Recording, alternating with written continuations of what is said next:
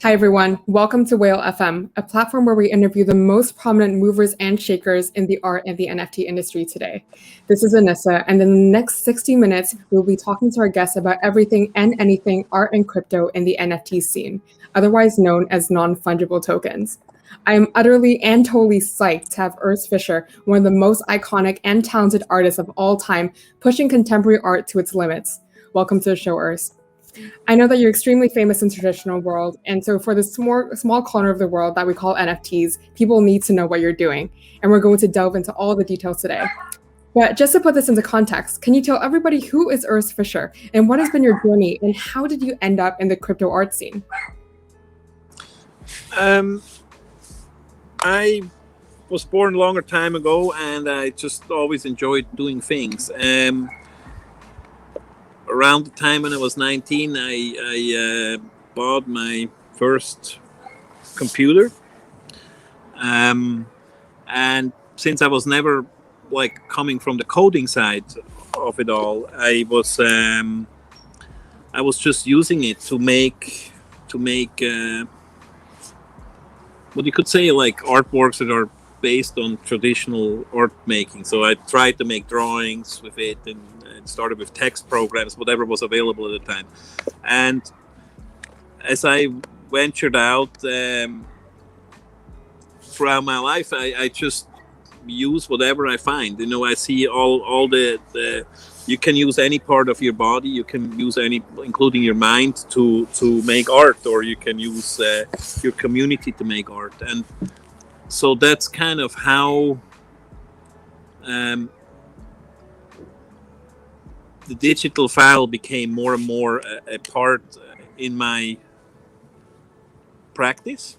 And on some point the question came to me, what do I do with a digital file? And as I'm somebody that works in the traditional art space, contemporary art space, I approach the people I work with and say, what can we do with this file? And nobody even cared about it. So they just they didn't know what to answer. So a few years back, I started to hear more and more about art that can live in the blockchain, and as a way to validate the digital medium. And as I embarked on this project now, that will be my first NFT.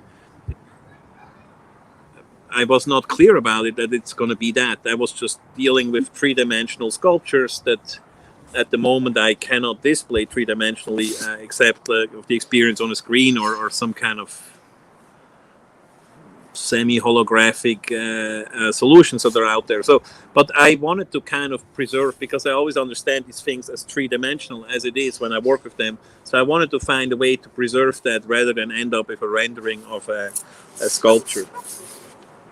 And that's how I got here. That's amazing. I know that a lot of artists do want to create something that can last, stand the test of time, that's never going to wash away. But with a lot of pieces that you created in the past with wax and candles, it really is in the test of that, or a protest against that. So what are your views on how, do you have any plans to kind of create some kind of combustion or decaying process through digital art?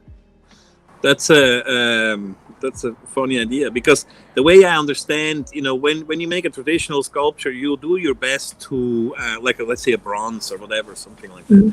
You try to take into consideration all the environments it has to withstand, and these are a lot of physical demands that get put on something, whatever it is. If you think of the digital medium, you will also have environmental issues that you try to tackle now, and that's kind of where the blockchain comes in, is that to somewhat preserve that, where you can kind of make your art ready to withstand future digital environmental issues that you cannot foresee. But the thought of building in decay into a file is kind of funny. I like. Yeah. But the trick is with these candles, actually, since they get remade, they never age. Each manifestation of them ages, but you just make a new one and a new one and a new one. So they kind of don't disappear. That's very interesting. And I know that with some of the pieces that you created, especially with, like Katy Perry's Bliss, and Rodin's A Kiss, you allowed people to kind of tamper, like quote unquote tamper with the pieces and really changes its outlook. So, with a new technology, NFT or non-fungible technology, and with different layers, with how some platforms are doing, where people can actually choose what to input and how to change the pieces, you know. Yes, I mean there was the things you referred to. They were, I used plasticine, so you start with a finished image, like let's say Rodin the Kiss or this portrait I made of Katie, where then you can you don't have to have the frustrating experience of looking at art that you cannot touch. You can actually like just go in with your hands and you can make anything out of it that you want. So it becomes like an active, it's you have an active role in besides viewing something, and it's very important to me. And also like some of these projects I try to, it's I think in a way not dissimilar to a lot what goes on in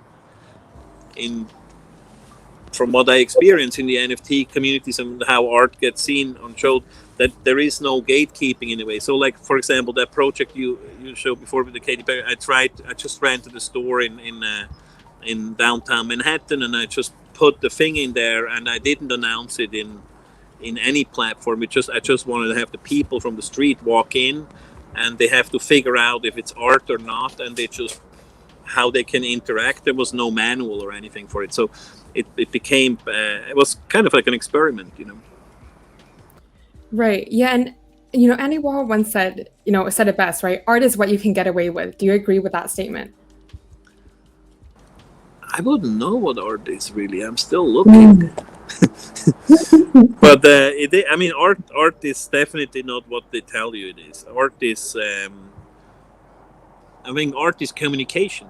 It's some form, some way of how you communicate what you experience, and you try to pass that on. And there are so many different types of art, and I'm more from the visual art corner. But when I watch children, it's the most natural thing to express your movements in that case, and you express your movements, and there is a recording of your movements by, like, let's say a kid with a marker, and it's just this action that gets recorded and then expressed.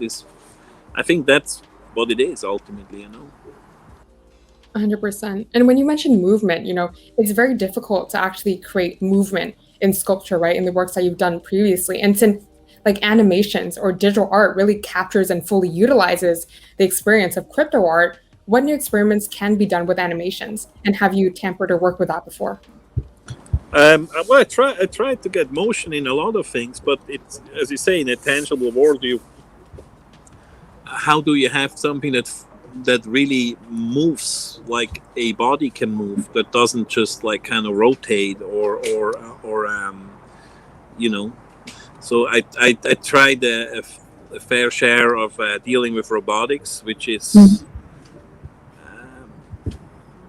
challenging. So there was a whole project that was called Play, where I had 9 free roaming robots. They perfectly resembled like office chairs, but they're basically rebuilt. Just about 97% of them are rebuilt, and they had some kind of machine learning. We knew where the people are in space. All the chairs had their own behavior, so they kind of the basic idea was like, you encounter, in this case, a chair, because I don't need to explain why it has wheels. So if I would have a vase with wheels would not make sense. But a chair, an office chair, already, it moves. And so then the idea was, if I encounter something, let's say you walk up to an object, and this object moves away just a little bit, goes back. You think, oh, I figured you out, Now I step back, and then I see what you do. So as humans, we always look for patterns, and then we quickly think we understand what we encounter. So the idea with these robotic chairs was like, you establish a pattern, 3 times you repeat exactly the same thing as they're approached by humans, and the 4th time it doesn't do what you want it to do. Maybe it just stands still. Then you think, oh, maybe it's broken. Then you walk away. Then the chair follows you. then you stop, you walk to the chair, and then the chair maybe runs away from you, just to kind of establish patterns in motion. But I couldn't really express motion past that, where it was like a body or something. Did you do the same thing when you created the robotic snails called robo snails, which were the exact replicas of snails with container inner shells that release a trail of slime? It's funny because hearing you talk, it's almost like instead of experimenting with the chairs, you're kind of experimenting with people, right? Seeing how they react, what they choose to do, how different people react to different situations, and what choices they make. Yeah, or what choices. That's kind of the fabric of who we are, is how we respond to our environment, and to ourselves. And in a way, there is some kind of programming we all have, and there is some kind of programming of how we interact with the world, and to find the little cracks in that, or situations where you're just kind of irritated enough to have to step to the side and see it from a different vantage point, whatever experience it is. That's kind of somewhere along these lines. Yeah, no, that makes a lot of sense. Yeah, and I know that a lot of your pieces you also deal with space, right? And you deal with space as a material. And the way you understand space, how do you use it as a material to create very dramatic sculptural effects, which leads me to my next question. In a piece that you created called The Floor Piece in 2006, you created the effect of the floor being painted or someone didn't bother to clean up the room, opening the space in Mokau. Or Melody in 2019, when you broke up the room and people can really see your artworks through the rain. And it's special because your approach to venues is different from people experiencing art online, right? Where you create pieces that compete with reality and blurs the lines between where the venue and studio starts and ends. And you mentioned that an artist's limitations is their surface or the room. So then how does digital art break that barrier or limit it? Well, I think in many ways the most important one is that it validates the experience you have on a screen. If there is this strange fetishism that we all kind of guilty of to some degree, which is we see a photo of whatever it is, of a house, we see a photo of a painting, and we think it's real because it stands somewhere in the world and somebody made a photo of it. If I generate that digitally, I make a house that doesn't exist, I make a painting that doesn't exist, people somehow think it's not real. And I think the last year was very educational for everybody because our time is on screens. And to have the screen experience being real opens up everything, it opens up everything that can be done that cannot be achieved in the tangible world, that it becomes equally validated. And I think that's the beauty of it. So, you call artists an interpreter between the wall and the room, right? So do you think you can peel an image out of reality or compete with reality with digital art? And what does it mean to actually win? I don't know. Winning is not really an interesting concept. I think you can maybe gain. You can gain awareness. You can gain understanding, and that's probably lasting things you can get for yourself. But the way I understand is everything we do, all of us, we just contribute. We experience the world and we contribute by sharing our experience and we pass it on. It's like, let's say I didn't grow up speaking English, as you probably can tell, but I just embraced what other people established over a very, very long time, and it's a very dynamic experience, and nobody has ownership over a language. It's more something you use, and you put it to creative use and to use to further the common cause in a way. Yeah, 100%. And that's how I understand art too. We're all just, none of us invented anything. There are no authors or so per se. I believe it's just it's all about passing it on. 100%. Yeah, and I see you mentioned ownership. So, what does physical ownership mean to you? And does your perception of ownership change with the emergence of digital assets in the blockchain? It's very funny. So I own the house I live in for 20 years, and I'm like, what does that mean? I look at the house. I'm like, I don't know. Do I own this? Really? I mean, I don't know. How can you own this? Do I own this tree behind me? I mean, like, can you own a tree? So ownership is somewhat a strange experience, because you it's more about if you can enjoy it than about having in some way. And I had a great encounter like the other day. A friend of mine, an older fellow, he came over and he was not really he didn't really believe in digital medium as a valid art form, because he said, what do I get, what do I have? And then my daughter came out and she was so excited, and I tried to explain for him for half an hour what he means. He has no idea. And then my daughter came out and she was so excited about some gems she traded in a game.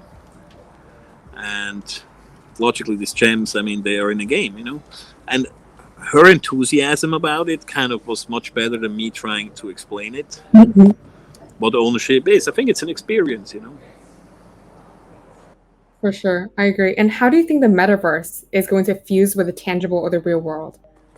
I hope in the most awesome way, not in some kind of it should be like, I'm ready, I want things to be fused. I want to have.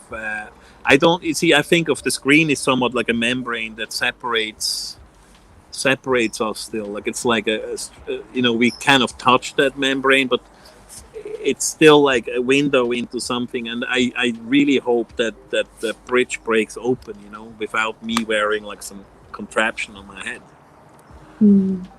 So it's like how it gets integrated in the most convenient way, that where it's like everyday life and people don't really even realize it. I mean, is that a good or bad thing, right? Like people really fusing the digital, the metaverse with the real world, and how can people even tell what is real and not, right? Well, I think that a lot of that. I mean, who knows future technologies? I mean, I think my grandmother, she said she still remembered like the few cars that came into her tiny little village, and all the children gathered behind the car, and then they run behind it on some gravel road, and we came a long way. I mean, so who knows? But I do think what will be very important is, to me, in my imagination of a fusion. I mean, who knows if things fuse, but like, is that the ownership is really a personal one, and it's not gobbled up by institutions of power, or or corporate, where your experience can really be like a special one, a shared one, and like on an interpersonal level, where you can leave notes for your loved ones in your environment or anywhere in the world, or like, where you interact this way, where it doesn't become,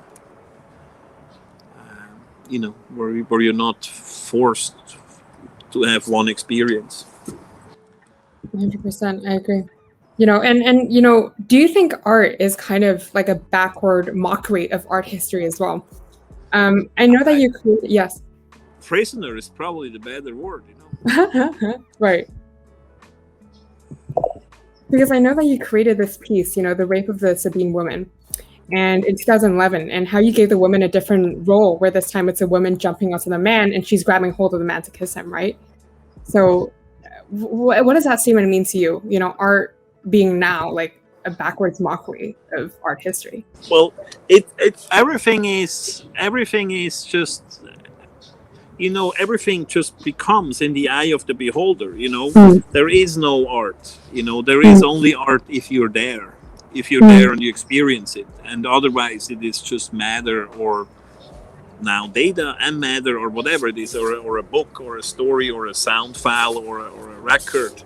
It only becomes alive when you engage, and the way people engage, it continuously shifts. I mean, from person to person, but also over time. Our perception is so different than our use. I mean, if you look at a lot of art works, music pieces, whatever, that kind of were oriented, or we're talking about religion, as people maybe choose their own religion or none, whatever their preference, these things just become, they're seen for their aesthetic values and maybe their emotional values, but they don't serve that particular narrative anymore.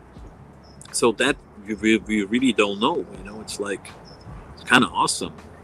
Yeah, 100%.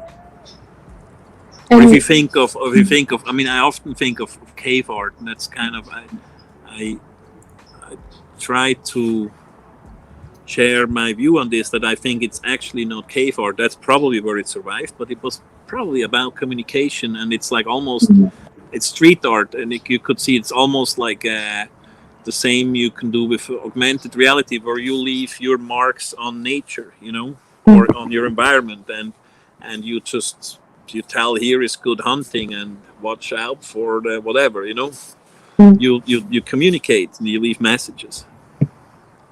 100%. And now we look at it as a cultural achievement. Yeah, and so with your new pieces that you're going to be releasing, your NFT drop on Chaos, what do you want to communicate with the people? I'm fascinated by things. I mean, it started when I was a kid. Let's say you have a toy, and you try to make things yourself, and everything you do looks kind of crappy. You have a little Play-Doh, and it just never looks as cool as your toys. It's just you have no chance. It's just highly frustrating.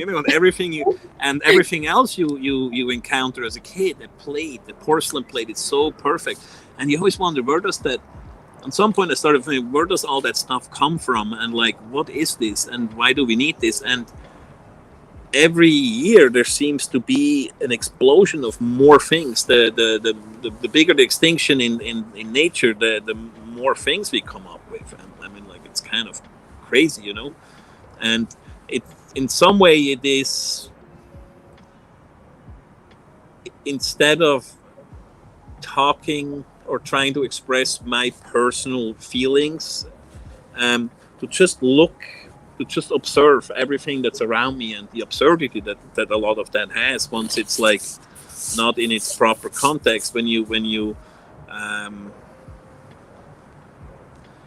just look at stuff, I mean, it's kind of weird. I mean, how often do we engage with something that is actually directly from nature? Hardly ever anymore. Even an apple has been so cultured to the point where it's like, it has enough. It's what we want an apple to be. It's not what an apple would be, And so, in some way, this when this chaos thing started, that goes on for a longer time.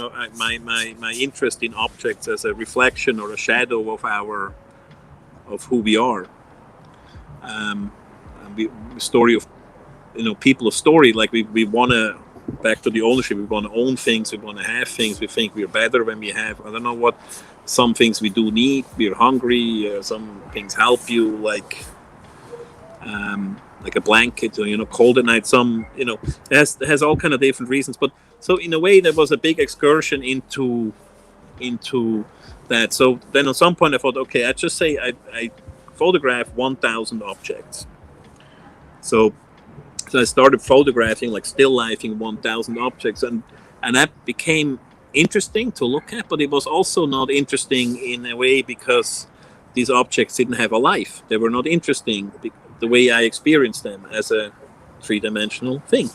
And so I looked into how we can scan things photorealistically and color map it. So not to build it, to really just like observe what it all is with all its impurities and imperfections and perfections, and to kind of find a metamorphosis of what you see here, like this egg. It's a real egg and it's a real lighter, and the lighter has some use, and just to kind of bring these things from the real world, tangible universe, into a digital nature, almost like a kind of an what happens when you translate something and then you see it for the first time, because it's out of its environment, it's just by itself, and it can shine as its own thing.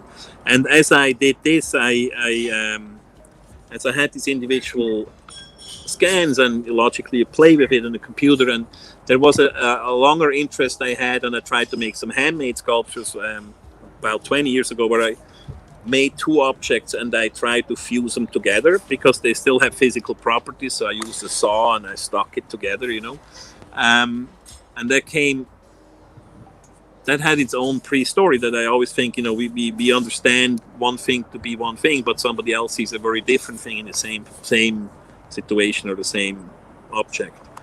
Like you have a different memory of eggs. I might think salmonella. You might think breakfast. Like it's, and so you kind of make little stories of taking these two pieces out of this 1,000, make these two pieces meet, and let them just have their own little moment. Like that's a steak you see there with my ice cube tray, and this steak and the ice cube tray, they just start to meet, and as they meet, they have they tell a new story. Was that a play on words when the ice cube meets with the? No, that was not. But there are some that actually just work on a cheese and a drill, and they both make holes. There is a lot of them. Be kind of like, oh my god, I didn't know. Or there is a plastic fork and a credit card, and I was like, oh my god, that's plastic, It's true. Hindsight. How many experiments do you really do to kind of figure out what to collide with each other? It's intuitive. Sometimes it is. I'm open to wherever life seeps into my existence.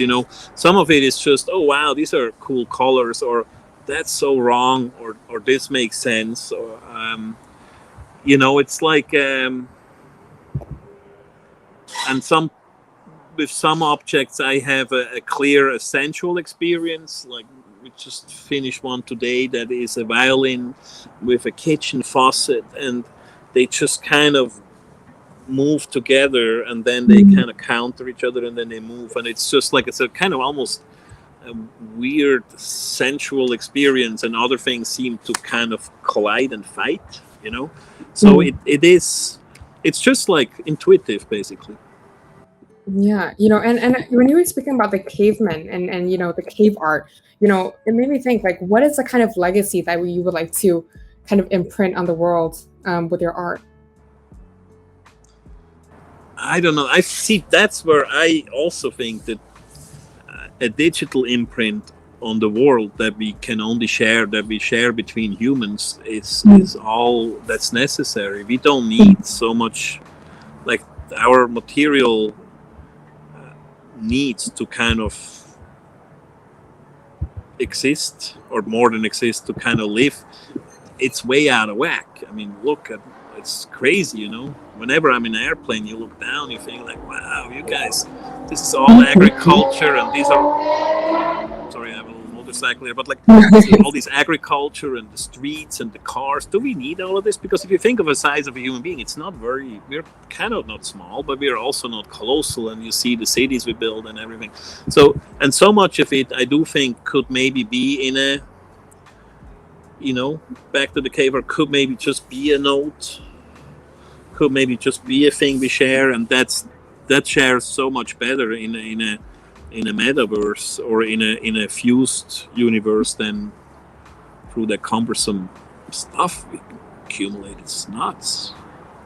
Yeah, 100%. And I know that you also utilize like a lot of materials dealing with everyday reality, right? Even with chaos. Like before, you use bread houses, bananas, fruit planets, and you see one piece is like lemon hand, where you put a thumb punching through a lemon, and you see Joseph Bay's Capri battery from 1985, where you plug the light bulb into a fresh lemon, and then you have the toilet bowl full of fresh fruits shown in palls, and the pleasure, like, which showcases like the pleasure of inevitable decay. Or Francesco with a man standing on a refrigerator full of waxed vegetables and fruit, right? It's like the ultimate monument of the distracted, unfocused, anonymous contemporary modern man.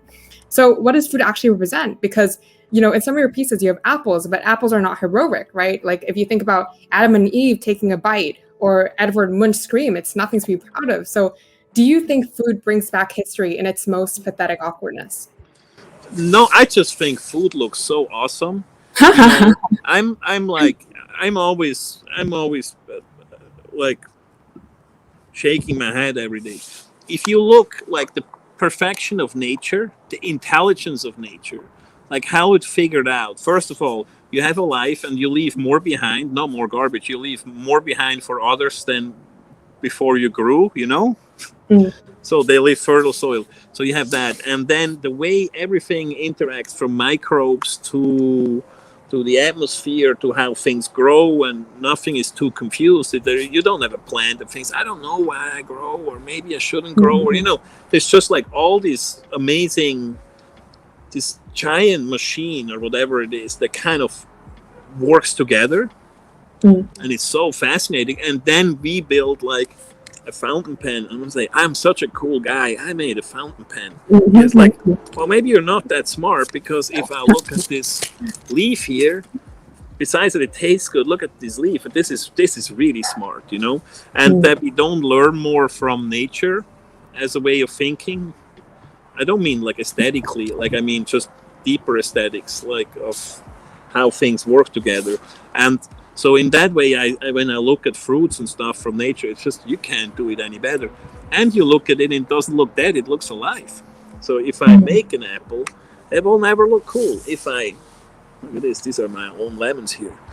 They're so, like, each one is different. They're kind of all the same, but each one is different. And they have like a lot of expression, like people are different, but they're same. And it's just, they taste awesome. And they smell good. And I mean, if that's not smart, what is, And that's kind of why I like using vegetables, not the ones in the fridge that I made up, but that's like, these are cast. But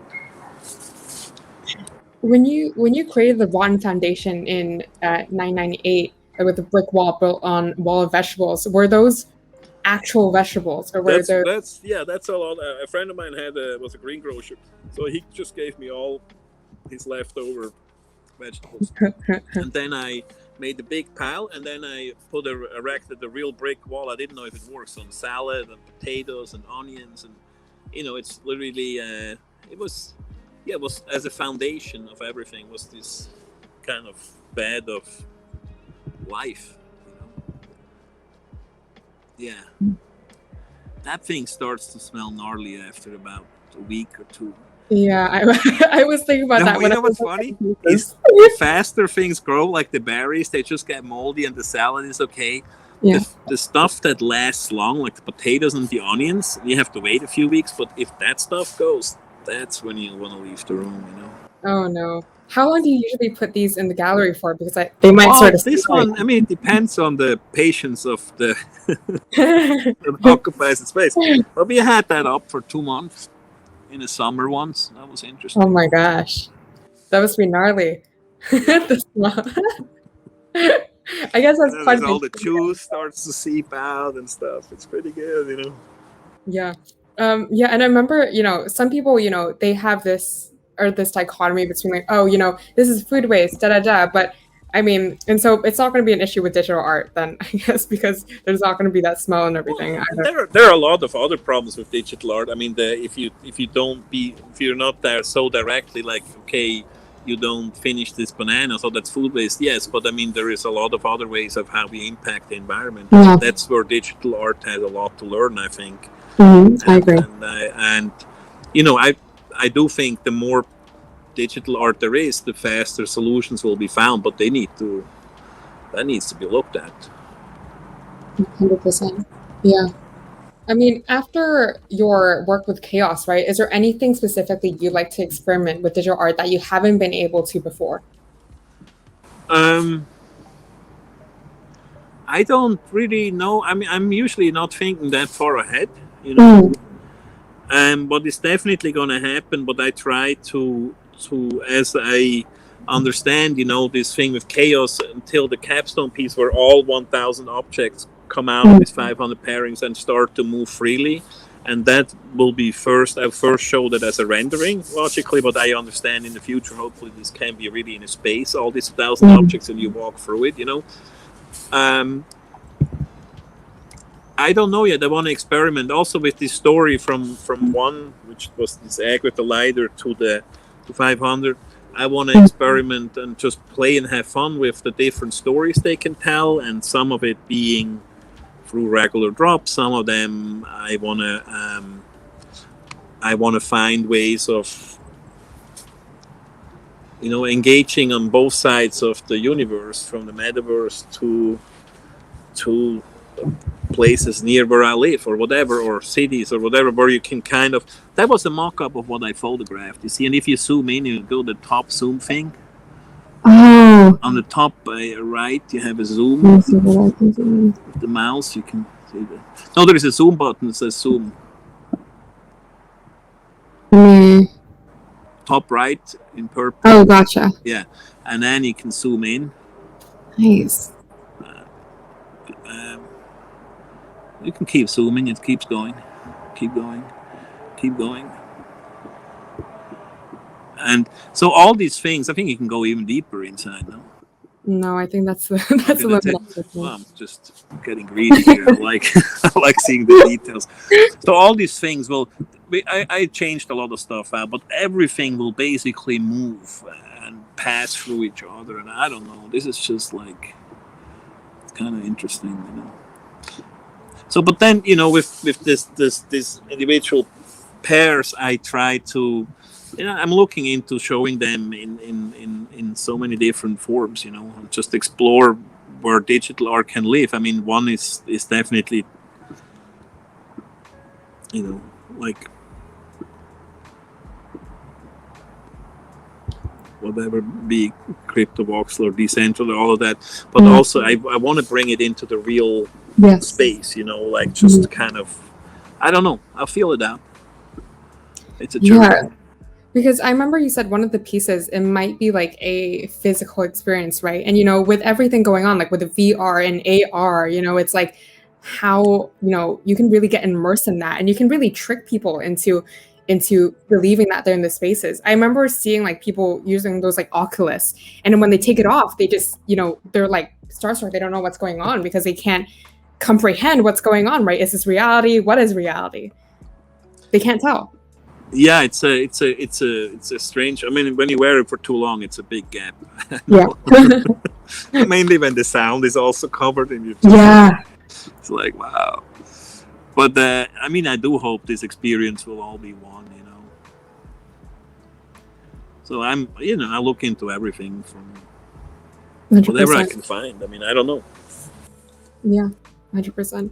Yeah, and with works like, you know, Flying Moon or Problem Painting, right? How do you think it's different viewing a piece of work digitally and in person with like trompe-l'oeil techniques, which is actually French for deceives the eye, for people who don't know, and it's a type of optical illusion used to trick the eye into thinking that a flat surface like a wall is actually three-dimensional. Well, I mean, one thing that is different is you see, I think, and if you're in a tangible, or you have one thing in one place and you have to bring your body to this one place to have this one experience, and that has a lot of upsides and has some downsides, as does the digital experience. You cannot just quickly click away or move away from it. That's, I think, maybe it anchors differently. I'm not even sure anymore, you know. I always thought it anchors differently in your mind, because often if something is exhibited, like, or you encounter something, I often remember the whole environment is part of it.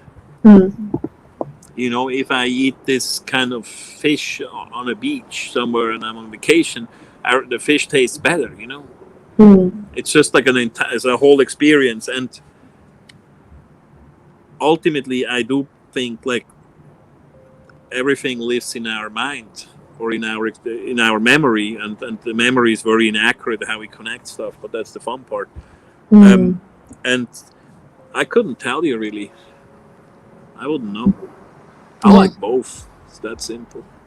Yeah, 100%.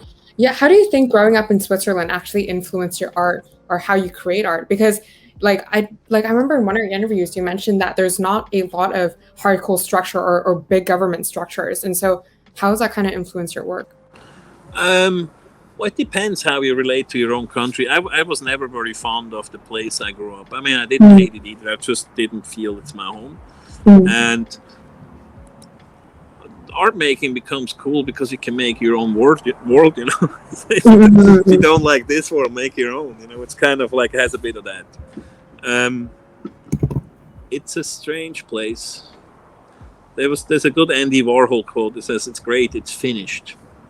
I think he once went there to visit, I don't know what his dealer, Bruno Bischenberg, and he said, it's great, it's finished. And it is somewhat finished. It's like, nothing is finished, but like it's a society that everything is super organized. It's totally whatever. It's all cultured. Every little square inch of nature has its zoning and purpose, and somebody looking over it, and there is not a lot of room. Right. And how that affects one's art is you probably look for space, you look for your own room. It's almost like a reaction to it. Yeah, I know a lot of European countries also have the same thing. It's that where it's very rigid, and where, like you said, right, whenever you make a mistake, or no, like whenever you want to try something new, it's like, no, you got to stay in your own little box, and so you need to find a way around it. Well, you could say they still believe in reality, Yeah. And the way the foundation of the belief in reality is you sit in a beautiful old building, you eat a beautiful old dish, that is around for long, and you kind of speak an older way of a language, maybe that is less dynamic, and you can still immerse yourself in some kind of past, that is in your present. And sure, you go and watch whatever, and you have a smartphone and computer and all that, and you go out into that world, but at the same time you're rooted in a somewhat now less and less homogenous society that goes back for a long time. So yeah, you believe in reality. You don't have to make it up on the go constantly, which is what I like about the newer worlds personally. Yeah, and do you think that artists kind of have this dichotomy between the so-called iconic works of sculpture, which attracts a lot of media attention, and on the other hand, what's going to push things forward in terms of artistic discourse? That's a question I ask myself a lot. I think it comes down to personality. There is people that have one image in them, but it's a very particular image, and they keep somewhat making varieties of that one image, and I'm very thankful for them, because they're very articulate and clear, and they really manage to have that one image infiltrate a lot of people's life, and it's influential this way. If that's intentional or not, I don't know. Sure, there is always people that try to trick the system, and we all grow up with so much advertisement, So, and then there are others that try to investigate, and they think maybe less about one single thing than about a journey. So you don't really know, it's. I think the cool thing with art is you can ultimately not lie. You can lie, but your lie might be honest, which is a strange thing. Like, let's say there are artists that are always very, very true to themselves, and they never try to be make a commercial move, Right. And that exists in any world. So there's a sense of purity, and if this artist then over a sudden tries to cash in, everything falls apart. But somebody that was always kind of on the greedy side stays honest even when they keep being greedy. You know what I'm saying? So it's like a weird thing. You cannot be somebody else than you are, and otherwise I think it will just fall flat. But what that is, there's so many ways of what that is, and that's the great thing about it.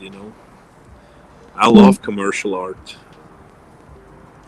100%. Yeah, even in 2019, right? Mazio Kalman tape a banana to the wall, but creating an event. But 20 years earlier, you actually trained a banana to be in the spotlight, suspended in midair, to make it look like an object of desire, mocking it as in a powerful way, right? So it's interesting to see how things change and people take a concept and evolve it over time as well. Yeah, and it's also how one communicates. Maurizio is an artist that is very good at the single image. He didn't make much work in his life, and he really focuses, and he generates all the buzz around the single image, and that communicates. Versus others just kind of dig through stuff, and that's more my nature. I just dig through everything, and then stuff pops up or not, and a lot of it falls off the wagon. Gets That doesn't matter. Like, what are some experiments that you tried with, but then you wish worked, but then it didn't work? Especially with the robotics and things like that. The robotics is just like, if once you get into a proper industrial prototyping, which is what we did, and I paid it out of my own pocket, and it was like ruinous. And the problem is with that stuff, it's not that you do something and you see where you stand, because there are so many, like we utilize maybe 11 different sensor systems, of which 7 or 8 were native in the chair and hidden, and the rest was in the space. And so we have so many different factors that come together, and until all these things meet, and all the different levels of programming that are needed for each little motor, for each whatever, from each sensor, to how everything communicates, and then till you get to the layer where you can actually see an object, a robot, move, and then you try to understand where the people are in space and have it to learn, and till you see a result, you have to go really deep in till it even performs slightly what you imagine it does. And it's not for individuals. It's for, you need a big team if you want to do that, or you just need to spend your entire life on it. But that's kind of, you just don't see it till it all comes together. Which is, you don't even see increments of it. That's. But to be able, once you have that machine, and to get to the point where you can change the behavior and say, now let's try this, now let's delay this a little bit, and that thing, the kind of power you have over that, that's fascinating, Yeah.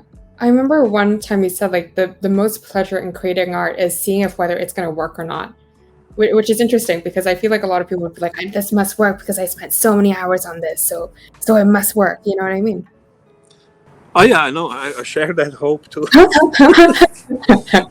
But it doesn't. You can look at something, like, let's say, you can look at something that was made in 1 hour, and you can look at something that was made over 10 years, and it doesn't make one good or bad. Yeah. I mean, you can. Each thing has its place. I mean, what's funny about art is there is a lesser understanding that there is room for everything. Versus, like, if you look at music, I'm always envious of music. First of all, you can just sing any place you are, or you can just take your guitar, and it doesn't need to be anything. It's just a moment. Or you can record it, and it might last for a long time. You put a blockchain, lasts forever. Or you can have an opera, or you can have a pop song, or you can have like just some techno track that you don't even know who made it, and you will not even remember that if it's different from another one you heard.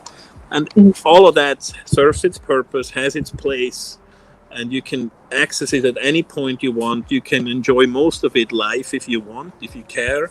You can play something of somebody else. You can make a cover version of something, and it can be reused and re-understood, and musicians from different cultures and countries and ages can just play together. I mean, how awesome is that? And you just press a button on your phone now, and you can access any interpretation of anything, and you play it in your home, in your ears, whatever. I mean, just that kind of, you can go from any kind of pop music to a historic recording of an opera with just one click, and there is no problem going between the two worlds. And that's kind of where art is way behind in its understanding of it all. I really hope that digital art is really going to start merging those two worlds together and make it more easier for people to really collide and collaborate, right? I mean, yes. If it's all about communication, then that's the segment where it's disconnected. I mean, such a great platform, and I think where it gets irritating is because in that the economic side of it is built in, is kind of where people get. I think it's actually a real great possibility. I don't know how it will be really used, because at the moment it seems to be all over the place. But so where all that works together, and I think definitely it's a huge chance for me. Like, and I'm relatively new to this, like in a more